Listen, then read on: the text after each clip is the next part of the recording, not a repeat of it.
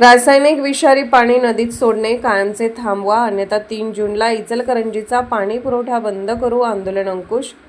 पंचगंगा नदीतील वाढत्या रासायनिक प्रदूषणाच्या प्रश्नांवरून शिरोळ तालुक्यातील नागरिकांचा संताप तीव्र झाला असून इचलकरंजी महापालिका प्रदूषण नियंत्रण मंडळ आणि प्रोसेस उद्योगाविरोधात आता निर्णायक लढा उभारण्याचा इशारा देण्यात आला आहे.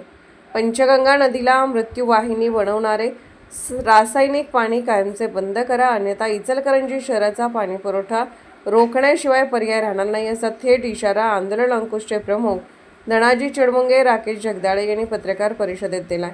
गेल्या 3 महिन्यांपासून पंचगंगा नदीत सोडल्या जाणाऱ्या रासायनिक व विषारी पाण्याविरोधात विविध आंदोलन सुरू असल्याचे आंदोलनकर्त्यांनी सांगितले. मात्र प्रत्येक वेळी तात्पुरत्या स्वरूपात पाणी बंद करून पुन्हा काळ्या ओढ्यातून प्रदूषित पाणी नदीत सोडले जात असल्याचा आरोप करण्यात आला आहे. इचलकरंजीने आपल्या औद्योगिक सांडपाण्यामुळे पंचगंगा नदीचा जीव घेतला आहे. शिरोळ तालुक्यातील नागरिकांच्या आरोग्याशी खेळ सुरू आहे, असा संताप व्यक्त करण्यात आला. प्रोसेस उद्योगाकडे सांडपाणी व्यवस्थापनासाठी आवश्यक जमीन उपलब्ध नसल्याने जिल्हाधिकारी आणि प्रदूषण नियंत्रण मंडळाने काही निर्बंध घातले होते. तरीही 4 दिवसांपासून अनेक प्रोसेस उद्योग पूर्ण क्षमतेने सुरू ठेवून काळ्या ओढ्यातून थेट रासायनिक पाणी पंचगंगेत सोडत असल्याचे आंदोलनकर्त्यांनी 21 मे रोजीच्या पाहणीत उघड केल्याचा दावा आहे. प्रोसेस उद्योगांना जर त्यांच्या पाण्याची कायमस्वरूपी व्यवस्था करता येत नसेल तर त्यांनी उद्योग बंद ठेवणे ही त्यांची नैतिक जबाबदारी आहे. कायद्याचे उल्लंघन करणाऱ्यांवर प्रदूषण नियंत्रण मंडळाने कठोर कारवाई करणे आवश्यक आहे. मात्र महापालिका आणि प्रदूषण मंडळ सोयीस्कर दुर्लक्ष करत असल्याने शिरोळ तालुका मृत्यूच्या दाढेत ढकलला जात आहे, अशी टीका करण्यात आली. आंदोलनकर्त्यांनी 7 प्रमुख मागण्या मांडल्या. त्यामध्ये काळा ओढा पूर्णपणे बंद करणे, CETP प्रकल्प तात्काळ बंद करणे, चोरून सुरू असलेल्या प्रोसेस उद्योगांवर कायमस्वरूपी बंदीची नोटीस देणे, पार्वती आणि लक्ष्मी औद्योगिक वसाहतीतील प्रदूषणाची चौकशी करणे, तसेच इचलकरंजी महापालिकेच्या STP प्रकल्पातील पाणी शेतीसाठी उपलब्ध करून देण्याची मागणी करण्यात आली आहे. दरम्यान 1 जून 2026 पासून कुरुंदवाड येथे धरणे आंदोलन सुरू करण्यात येणार असून मागण्या मान्य न झाल्यास 3 जून पासून इचलकरंजीला होणारा पाणीपुरवठा रोखू, असा इशारा देण्यात आला आहे. आम्हाला कोणाच्याही पिण्याच्या पाण्यावर गदा आणायची नाही, पण आमच्या भागातील लोकांचे जीव वाचवण्यासाठी आता टोकाचा संघर्ष करावा लागणार आहे, अशी भूमिका त्यांनी मांडली. तसेच आंदोलनामुळे कायदा व सुव्यवस्थेचा प्रश्न निर्माण झाल्यास त्यास इचलकरंजी महापालिका प्रदूषण नियंत्रण मंडळ आणि संबंधित प्रोसेस उद्योगच जबाबदार राहतील, असा इशाराही देण्यात आला.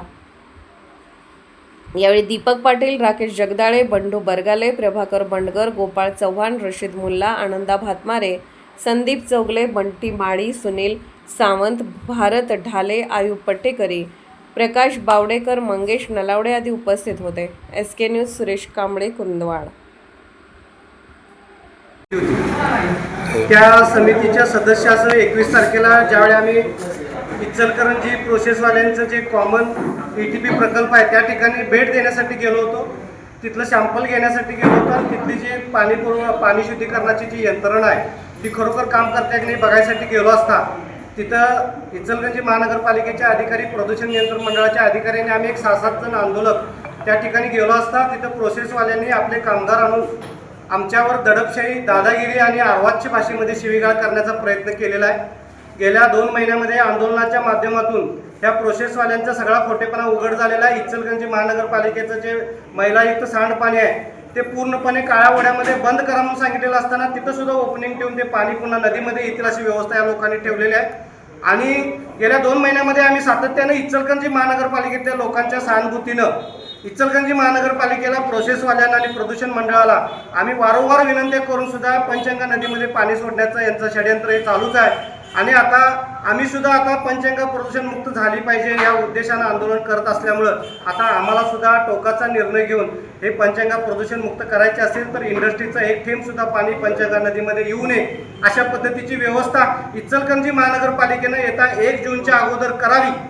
प्रोसेस पूर्णपणे बंद कराव्यात, कारण त्यांच्याकडं प्रदूषणाचं जे पाणी आहे ते पाणी सोडायला त्यांच्याकडे शेतीच उपलब्ध नाही. आणि जिल्हाधिकाऱ्यांचे आदेश आहेत, प्रदूषण मंडळाचे अधिकारी आदेश आहेत, महापौरांचे आदेश आहेत, तरीसुद्धा प्रोसेसवाले यामध्ये काम करायला तयार नाहीत. त्यामुळं आता आमच्या शहरातल्या, आमच्या तालुक्यातल्या 11 गावांचा लोकांच्या नागरिकांचा विचार करून आणि घटनेनं आम्हाला प्रदूषणमुक्त जीवन जगण्याचा अधिकार दिलेला असताना तो अबाधित राखण्यासाठी येत्या 1 तारखेपासून कुरुंदवाडमध्ये आम्ही 2 दिवसाचं धरणे आंदोलन करणार आहोत आणि जर त्यामध्ये जर इचलकरंजी महानगरपालिकेने प्रदूषण मंडळाने जर कारवाई नाही केली तर 3 तारखेला इचलकरंजी शहराचा आम्ही नाईलाजानं आम्हाला पाणी पुरवठा रोखावा लागणार आहे, कारण आम्हाला त्यामध्ये जगण्याचा अधिकार मिळाला.